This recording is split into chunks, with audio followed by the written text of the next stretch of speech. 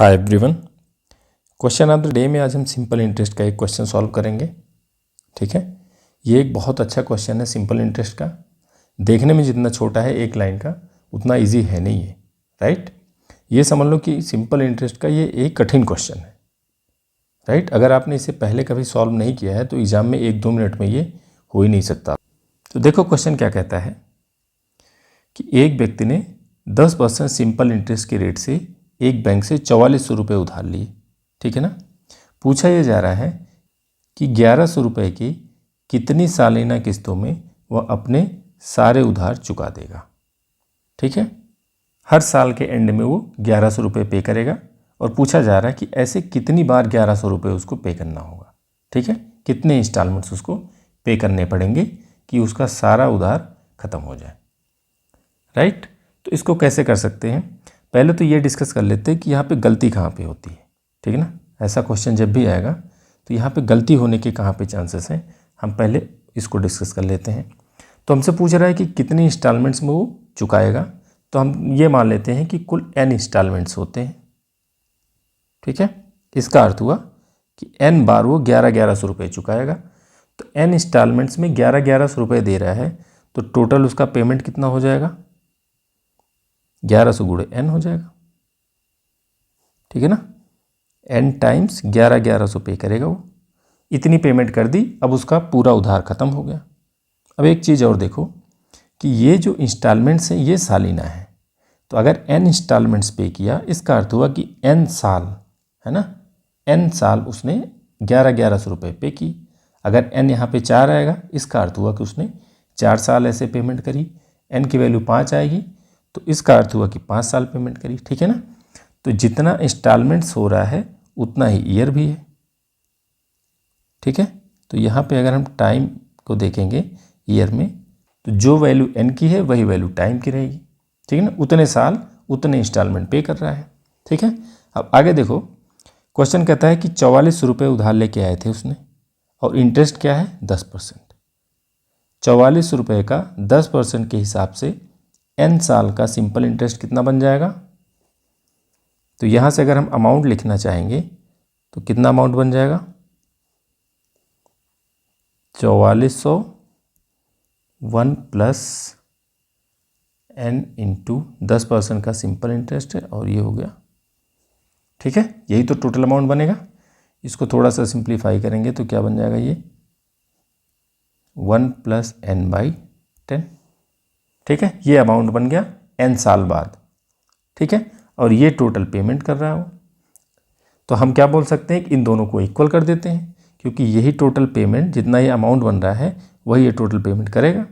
ठीक है ना, तो जैसे हम इसको इक्वल करेंगे हमारा क्वेश्चन वहीं पे गलत हो जाएगा। ठीक है, क्यों गलत हो रहा है, देखो ध्यान से, यहाँ पे आप ध्यान दो कि जब वो पहली बार इंस्टॉलमेंट पे करेगा एक साल के एंड में, पहले साल के एंड में जब वो इंस्टॉलमेंट पे करेगा तो 1100 रुपये की पेमेंट कर दी। अब 1100 रुपये के पेमेंट करने के बाद हमें ये नहीं पता कि हमारी प्रिंसिपल अमाउंट कितनी बची। ठीक है ना, उधार तो उसने 4400 लिए थे, लेकिन 1100 पेमेंट के बाद क्या ये ज़रूरी थोड़ी है कि 1100 उसने सिर्फ और सिर्फ इंटरेस्ट में पे किया हो। ठीक है, कुछ पार्ट 1100 का इंटरेस्ट रहा होगा और कुछ पार्ट उसका ये हमारा 4400 का पार्ट रहा होगा, प्रिंसिपल का पार्ट रहा होगा। ठीक है ना, इसका अर्थ हुआ कि दूसरे साल में जैसे एंटर करेंगे प्रिंसिपल की अमाउंट 4400 से कुछ कम हो जाएगी। ठीक है, फिर अगले साल वो 1100 पेमेंट करेगा, फिर तीसरे साल में जब जाएंगे तो प्रिंसिपल की अमाउंट फिर दूसरे वाले से कुछ कम हो जाएगी। ठीक है ना, तो प्रिंसिपल अमाउंट भी हर साल चेंज हो रहा है। तो यहाँ पे जो हम अमाउंट निकाल रहे हैं टोटल n साल का, यही अमाउंट ही गलत है, क्योंकि ये प्रिंसिपल 4400 जो हम एक फिक्स अमाउंट लेके चल रहे हैं ये फिक्स नहीं है, ये हर साल चेंज हो रहा है। ठीक है ना, तो इसलिए जैसे हम इन दोनों इक्वेशन को इक्वेट करेंगे, दोनों को बराबर करेंगे और यहाँ से हम n की वैल्यू फाइंड करेंगे, वैसे ही हमारा ये गलत हो जाएगा। ठीक है, तो इसको करेंगे कैसे, अब देखो इस क्वेश्चन को करने के लिए सबसे अच्छा मेथड है फार्मूला मेथड। ठीक है ना, सिंपल इंटरेस्ट के पूरे चैप्टर में सिर्फ एक फार्मूला याद करना है। ठीक है ना, और ये फार्मूला आपके सामने ये है, राइट। फार्मूला देखो क्या कहता है कि कोई एक प्रिंसिपल t साल बाद R% के सिंपल इंटरेस्ट के रेट पे A रुपये हो जाता है, उसका अमाउंट A बन जाता है। ठीक है, तो इस पूरे अमाउंट को अगर हमें बराबर इंस्टॉलमेंट्स में पे करना हुआ तो हर एक इंस्टॉलमेंट की जो अमाउंट होगी वो ये होगी 100A upon 100T plus RT T-1/2। ठीक है, A यहाँ पे टोटल अमाउंट है, T ये है कि कितने इंस्टॉलमेंट या फिर कितने साल में पेमेंट किया जा रहा है, R है रेट ऑफ इंटरेस्ट। ठीक है, तीन चीज़ें हैं ART, राइट। यहाँ पे प्रिंसिपल नहीं है। तो इस फार्मूले से ही इस क्वेश्चन को हम कर लेते हैं। क्या क्या क्वेश्चन में दिया है तो लिख लेते हैं क्या क्या दिया हुआ है। एक तो प्रिंसिपल पता है कितना है 4400 रुपये। ठीक है, और रेट ऑफ इंटरेस्ट है 10%।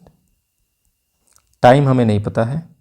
ठीक है, जितने साल में पेमेंट किया जाएगा उतनी ही किस्त बनेगी, क्योंकि जो किस्त है वो एनुअली है, वार्षिक किस्त है ना, साल के अंत में पेमेंट किया जा रहा है एक बार।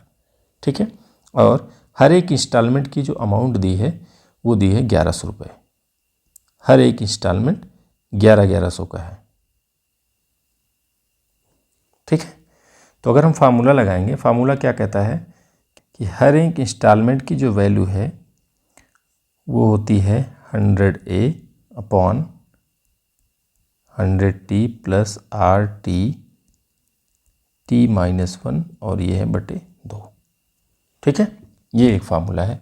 इंस्टॉलमेंट की वैल्यू कितनी है 1100, सारी वैल्यूज रख देते हैं 100। अब A की वैल्यू नहीं पता है, A है अमाउंट, और अमाउंट होता कितना है P1 प्लस R अपॉन 100। ठीक है ना, RT, तो ये कितना बन जाएगा, यहाँ पे है ये 4400, 1 प्लस 10, T की वैल्यू नहीं पता है, और ये है बटे 100, और इसको टोटल को डिवाइड कर दो। T प्लस यहाँ पे ये 10 है, R की वैल्यू 10 है, बटे 2, और फिर ब्रैकेट में आ जाएगा T-1।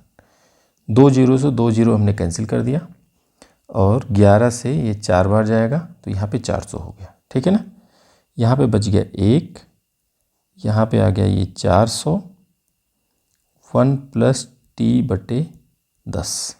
ठीक है, और नीचे क्या बच गया, ये हो गया 100T प्लस 5T और ब्रैकेट में T-1। ठीक है ना, अब ये जो T की वैल्यू आएगी उतने ही इंस्टॉलमेंट्स आएंगे, क्योंकि जितने साल में हम पेमेंट करेंगे इसका अर्थ हुआ कि उतने ही इंस्टॉलमेंट्स हमने पेमेंट करी। ठीक है ना, तो इस इक्वेशन से हमें T की वैल्यू फाइंड करनी है, राइट। अब T की वैल्यू या तो हम इसको पूरे के सॉल्व करें जो कि एक क्वाड्रेटिक बनेगा, या फिर हम ऑप्शन से इसको चेक कर सकते हैं। ठीक है ना, तो पहले थोड़ा सा और इसको सिंप्लीफाई कर लेते हैं। ये क्या बन जाएगा, इस नीचे वाले टर्म को ऊपर ले आओ, तो ये क्या बन जाएगा 100T plus 5T square minus 5T। अब इसको 400 से अगर गुणा करोगे अंदर तो ये बन जाएगा प्लस 40T, राइट। और थोड़ा सा सिंप्लीफाई कर देते हैं, ये क्या बन जाएगा, देखो यहाँ पे 40T है, यहाँ पे माइनस 5T है, यहाँ पे 100T है। ठीक है ना, तो अगर सबको इधर करेंगे तो 40 यहाँ के माइनस होके 45 बन जाएगा, और 100 में से 45 जाएगा तो आएगा 55T। यहाँ पे बच गया 5T स्क्वायर, और यहाँ बच गया 400। ठीक है ना, 5 से डिवाइड कर दो सब जगह, ये बन जाएगा 11T प्लस T स्क्वायर बराबर 80, या फिर जो क्वाड्रेटिक फाइनल क्वाड्रेटिक इक्वेशन हमारा बनेगा वो बन गया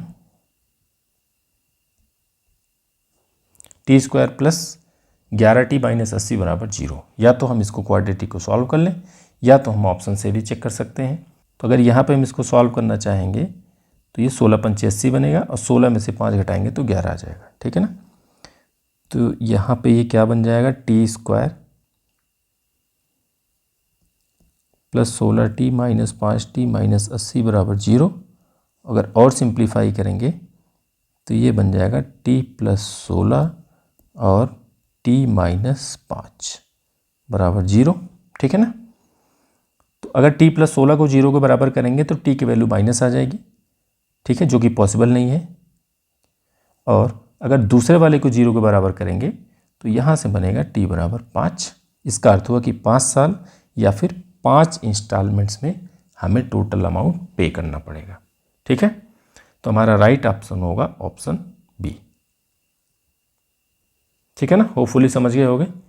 यहाँ पे थोड़ा सा ये लेंदी है, यहाँ पे आप ऑप्शन रख के भी चेक कर सकते थे, ठीक है। बाकी तो फार्मूला एक ही लाइन का है हमारा, ये फार्मूला, ठीक है ना। बहुत ही इंपॉर्टेंट फार्मूला है सिंपल इंटरेस्ट का, और इस पे क्वेश्चंस बराबर आते रहते हैं एग्जाम में, ठीक है ना। और अगर ये फार्मूला आपके पास नहीं है तो बहुत टाइम आपको लग जाएगा क्वेश्चन सॉल्व करने में, ठीक है। तो क्वेश्चन देखने में तो बहुत ईजी था, बट ये है नहीं इतना ईजी, इसको बहुत ध्यान से कर लेना आपने, राइट। नहीं समझ आया होगा तो एक बार रिपीट करके देखना, ठीक है ना। हमने बस ये फार्मूला लगाया और इस फार्मूले में ये हमारे पास जिनकी वैल्यू दी गई थी इसकी वैल्यू हमने रख के, क्योंकि टी क्या है, नंबर ऑफ ईयर्स, कितने साल हैं, यही तो लिखते हैं ना हम। तो यहाँ पे जितने साल पेमेंट किया जाएगा उतने ही साल हमारे, उतने ही इंस्टॉलमेंट बन जाएगी, ठीक है ना। तो टी की वैल्यू ये दिखाती है कि उतनी इंस्टॉलमेंट में टोटल अमाउंट पे किया गया, राइट। तो इस वीडियो में इतना ही। अगर आपको वीडियो अच्छी लगी तो वीडियो को लाइक करिए, चैनल को सब्सक्राइब करिए। बाकी मिलते हैं नेक्स्ट वीडियो में, तब तक के लिए जय हिंद।